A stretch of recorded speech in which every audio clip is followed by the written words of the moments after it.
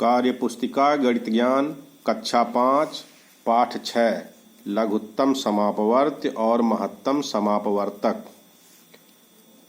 प्रश्न है, संख्याओं को जांचो, परखो और खाली स्थान भरो।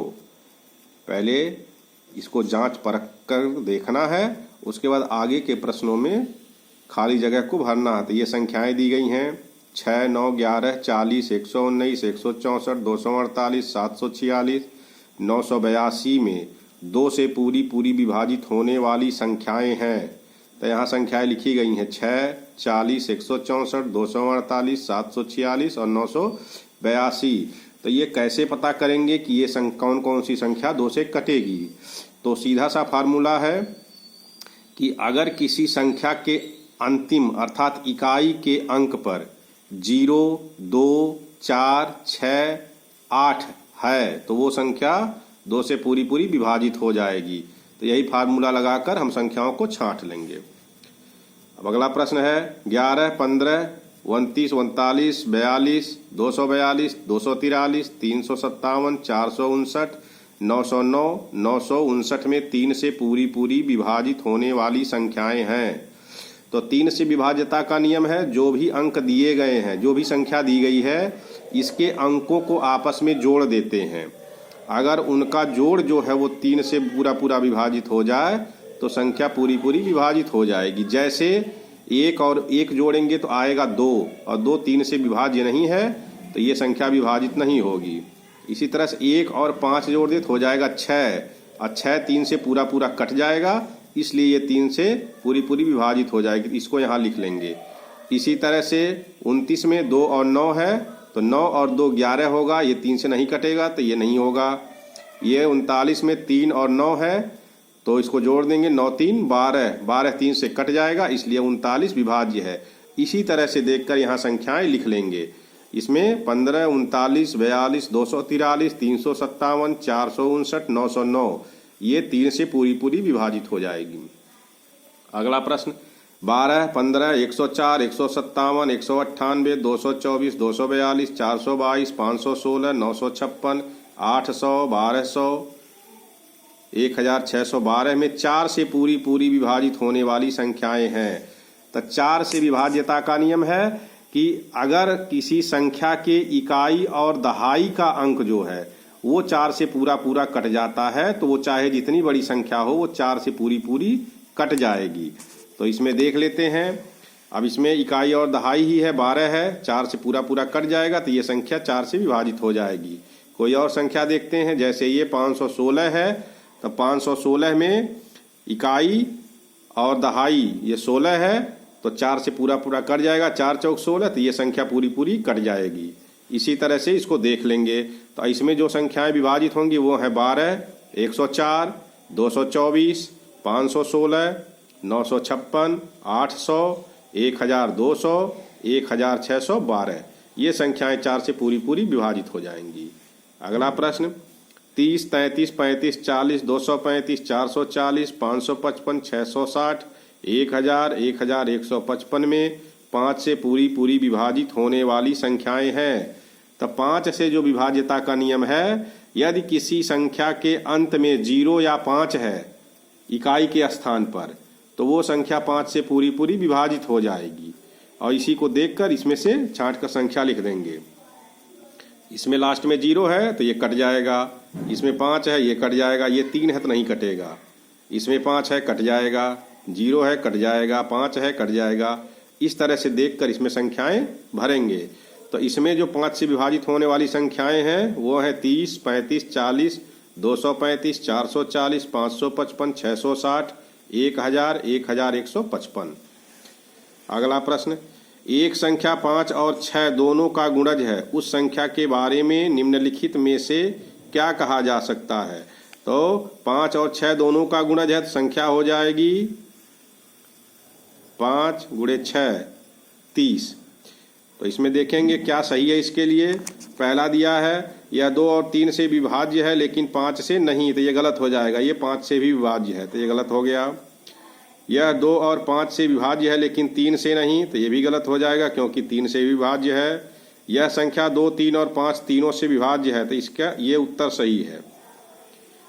यह संख्या 2, 3 और 5 किसी से विभाज्य नहीं है, ये गलत है, सिर्फ ये सी सही है। अगला प्रश्न, दी गई संख्याओं का लासय ज्ञात करो। जैसे एक उदाहरण दिया गया है 3 और 4 का लासय। 3 के अपवर्त लिखे गए हैं, 3 का पहाड़ा लिख देना है, 3, 6, 9, 12, 15, 18, 21, 24। फिर 4 के अपवर्त हैं तो 4 का पहाड़ा लिखना है, 4, 8, 12, 16, 20, 24। अब इसमें देखना है जो दोनों में समान अपवर्त हैं, तो ये इसमें 12 और इसमें 24, तो समान अपवर्त ये हो गए। तो 12 सबसे छोटा अपवर्त, जो सबसे छोटा अपवर्त होता है वही उसका लासा होता है, अतः लासा बराबर 12। अब इसी तरह से यहाँ सवाल दिए गए हैं, एक सवाल मैं ऊपर के तरीके से बता रहा हूँ और बाकी हम भाग विधि से करके देखेंगे जो सबसे आसान विधि है। तो ये सवाल है जैसे ऊपर दिया गया उस तरह से कर लेते हैं। 9 और 12 का लासा है, तो 9 के अपवर्त, 9 का पहाड़ा लिख देंगे, 9, 18, 27, 36, 45, 54, 63, 72।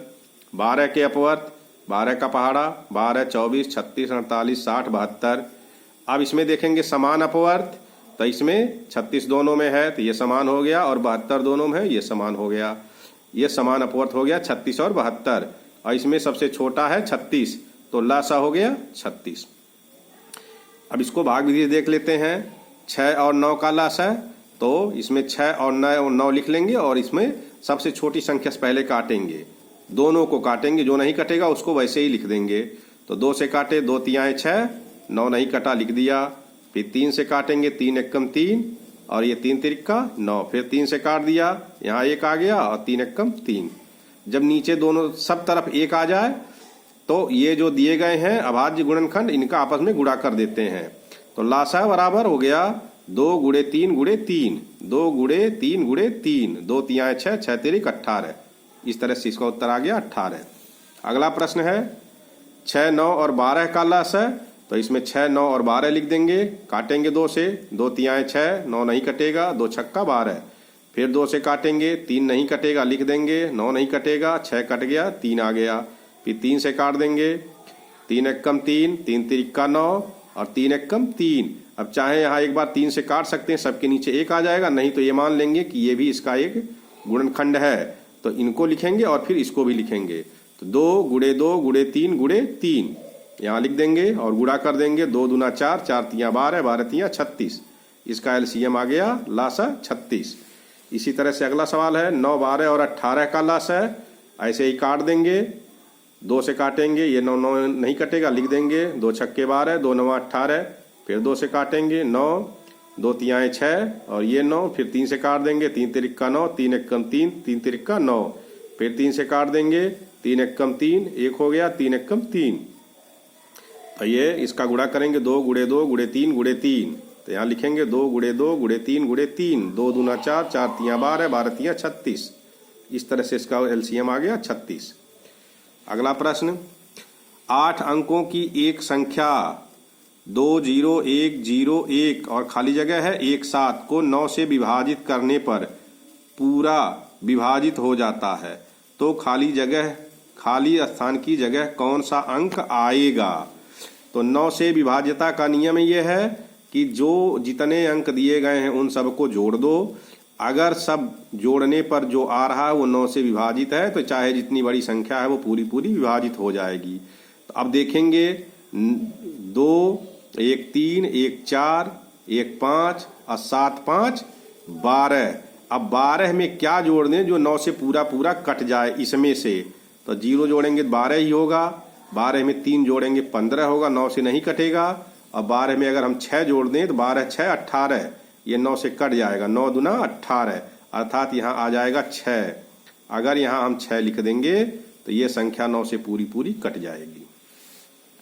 इसी तरह से अगला प्रश्न है अब्बास के मकान की नंबर प्लेट से एक नंबर गिर गया है, उनका मकान का नंबर 9 से पूरी तरह विभाजित है, तो बताइए दिए गए विकल्पों में से कौन सा नंबर था।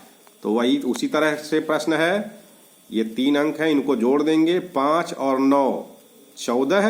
अब 14 में क्या जोड़ दें कि वो 9 से पूरी पूरी कट जाए। 1 जोड़ेंगे, 14 1 15 नहीं कटेगा। 2 जोड़ेंगे, 14 2 16 नहीं कटेगा। अगर 3 जोड़ेंगे, 14 3 17 नहीं कटेगा। अगर 4 जोड़ दें तो 14 और 4 18। यहाँ अगर हम 4 लिख दें तो 14 और 4 18 हो जाएगा और 9 दूना 18। अब ये संख्या 9 से पूरी पूरी कट जाएगी। अगर भाग करके देखें भी तो 9 से भाग करेंगे इसमें तो 9 छक्के 54 कट गया, 9 उतरेगा और 9 एकम 9, ये पूरा पूरा 9 से कट जाएगा। तो इसका सही उत्तर हो गया डी अर्थात 4। अगला प्रश्न, दी गई संख्याओं का मासा ज्ञात करो। जैसे एक उदाहरण दिया गया है 4 और 6 का मासा, तो यहाँ 4 के गुणनखंड दिए गए हैं समापवर्तक 1 2 2 और 6 का दिया है 1 2 3।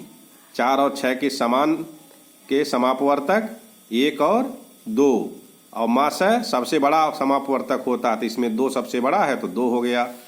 एक इसी तरह से बताया गया है सवाल, देखेंगे 6 और 9 का मासा, तो पहले 6 का कर लेंगे 1 2 3, फिर 9 का करेंगे 1 3 3। अब 6 और 9 के समान के समापवर्तक तो क्या क्या हो जाएगा, ये हो गया और 3, तो 1 व 3। अब मासा सबसे बड़ा समापवर्तक क्या हो गया 3, तो इसका उत्तर हो गया 3। इसी तरह से अब ये और अलग अलग तरीकों से बता दे रहे हैं, ये अभाज्य गुणनखंड विधि से देख लीजिए। जैसे 6 के अभाज्य गुणनखंड क्या क्या हो जाएंगे, 2 गुणे 3, 9 के 3 गुणे 3। अब इसमें देखेंगे जो सबसे बड़ा समापवर्तक है तो ये 3 दोनों में है, 3 अच्छा 3 है, 24 भी है। 24 के गुणनखंड कर देंगे 2 गुणे 2 गुणे 2 गुणे 3। अब देखेंगे जो सबसे बड़ा हो और सब में हो, तो ये 3 सबसे बड़ा है और सब में है, इसलिए मासा हो गया 3। इसको इस तरह भी कर सकते हैं। 24 36 और 48 का मासा है, तो पहले 24 के अभाज्य गुणनखंड निकाल लेंगे ऐसे काट कर, फिर 36 के निकाल लेंगे और फिर 48 के निकाल लेंगे और फिर यहाँ लिख लेंगे 24 के अभाज्य गुणनखंड 2 गुणे 2 गुणे 2 गुणे 3, 36 का 2 गुणे 2 गुणे 3 गुणे 3, 48 का 2 गुणे 2 गुणे 2 गुणे 2 गुणे 3। अब देखेंगे सब में कौन कौन से हैं, तो इसमें भी है, ये 2 इसमें भी है और 3 भी इसमें है। अब इसका मासा निकालने के लिए जो सब में है उनका आपस में गुणा कर देंगे, तो गुणा करेंगे तो ये आ जाएगा 2 गुणे 2 गुणे 3, 2 दूना 4, 4 तियाँ 12, तो इसका उत्तर आ गया 12, अर्थात 24 36 और 48 का मासा आ गया 12। अगला प्रश्न, रानी ने मेले में देखा कि हरे रंग की झालर प्रत्येक 10 सेकंड पर तथा लाल रंग की झालर प्रत्येक 15 सेकंड पर जलती है। रानी सोच रही है कि दोनों झालरें कम से कम कितने सेकंड बाद फिर एक साथ जलेंगी। तो इसका सॉल्यूशन दिया गया है, हरे रंग की झालर जलेगी प्रत्येक 10 सेकंड में, लाल रंग की झालर जलेगी प्रत्येक 15 सेकंड में। तो 10 का अभाज्य गुणनखंड 2 गुणे 5, 15 का अभाज्य गुणनखंड 3 गुणे 5, इसलिए 10 और 15 का लासा। अब इसमें क्या होगा, जो सब में आया होगा उसको एक बार लिखेंगे, बाकी को सबको लिखेंगे। तो इसमें जैसे 2 है तो 2 किसी में नहीं है और इसमें भी नहीं है, तो यहाँ 2 लिख देंगे। फिर 5 है, 5 दोनों में है, 5 एक बार लिखेंगे और ये बचा हुआ 3 एक बार लिखेंगे और गुणा कर देंगे, 2 तियाँ 6, 6 पचे 30। अतः दोनों झालरें कम से कम 30 सेकंड बाद पुनः एक साथ जलेंगी। अगला प्रश्न, एक माली के पास कुछ फूल हैं, जब वह 25 अथवा 35 फूलों की माला बनाता है तो कोई फूल शेष नहीं बचता है, उसके पास कम से कम कितने फूल हैं। तो इसको करेंगे 25 के अभाज्य गुणनखंड 5 गुणे 5, 35 के अभाज्य गुणनखंड 5 गुणे 7, 25 और 35 का लासा निकालेंगे। 5 इसमें दोनों में है तो एक बार लिख देंगे, फिर ये 5 है इसमें नहीं है तो इस 5 को लिखेंगे और 7 है 7 लिख देंगे। तो 5 जो दोनों में आ जाए या जितने भी संख्या का लासा हो उसको एक बार लिखते हैं। अब जैसे 5 दोनों में है तो उसको एक बार लिखेंगे, बाकी जो बचेंगे उन सबको बारी बारी से लिखेंगे।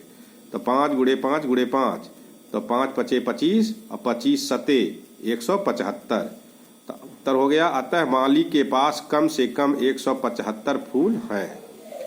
इस तरह से आप पूरे वीडियो को कर सकते हैं।